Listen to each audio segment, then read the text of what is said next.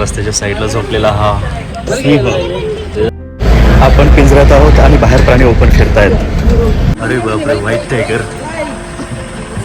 आता हा त्या वाघाकडे, अरे पोच दिली आहे ना, सिरियसली. भाऊ माझा फक्त फोन घेऊन जाऊ नकोस. अरे गाडी पुढे जायला लागली, थांबे ना. सफारी नीलगाय. हे आमच्या राधानगरीचे गवे नाही आहे, तर हे शिवमोग्याच्या जंगलातले, कर्नाटकातले गवेरेडे. एवढा मोठा अजगर आहे. मला वाटतं एकच.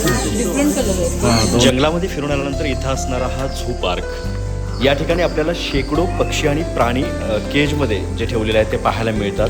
या ट्रिपमधला आमचा हा पहिला टप्पा खरंच खूप मस्त आणि दंगा होता. आणि खरंच मित्र हो, मे महिन्यामध्ये उटीकडे जाताना दक्षिण भारतामध्ये फिरण्याची काही महत्त्वाची ठिकाणं आहेत, त्यापैकी हे महत्त्वाचं एक ठिकाण.